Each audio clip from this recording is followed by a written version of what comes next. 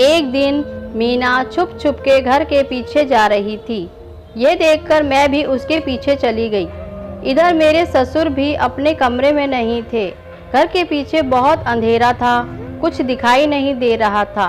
फिर मैंने टॉर्च जलाई और जो मैंने देखा उसे देखकर तो मेरे होश उड़ गए। मेरे ससुर मीना को गले लगा रहे थे और उसके बालों में हाथ फिरा रहे थे। ये देखकर मैं तो दंग रह गई। मैं उसी समय मीना के पास गई और मैंने उसे एक थप्पड़ मार दिया। मेरे ससुर जी घबरा कर वहाँ से चले गए। मीना के थप्पड़ लगने पर वो गुस्से से चिल्लाई और बोली, मैं तुम्हारी सास हूँ, तुमने मुझे थप्पड़ कैसे मारा? मीना मेरी छोटी बहन थी।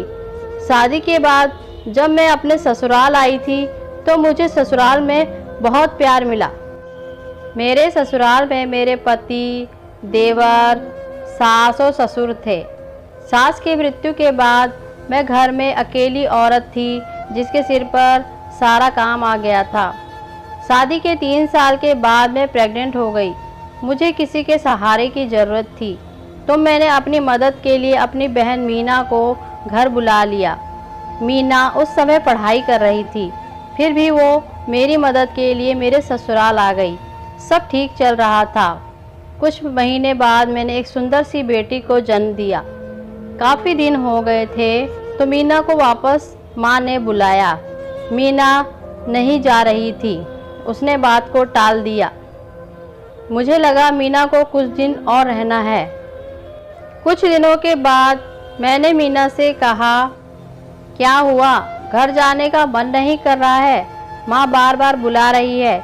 इतने में मीना बहुत गुस्सा हो गई और चिल्लाने लगी, मैं नहीं जाऊंगी और यहीं रहूंगी। मेरे साथ तमीज़ से बात किया करो। यह सुनकर मेरे पैरों तले ज़मीन खिसक गई। मैंने उससे कहा, क्या बोल रही हो? उसी समय घर के सभी लोग वहाँ पर आ गए। मेरे ससुर जी ने बताया, मीना और मैंने शादी कर ली है। मीना तुम्हारी सास है। अब क्या था? अब तो मीना सास की तरह हुक्म चलाने लगी थी। बहन का रिश्ता तो वो भूल ही गई थी। मेरे पति को भी यह सब देखकर बहुत बुरा लगता था। अब तो घर में हर समय लड़ाई झगड़ा चलता रहता था।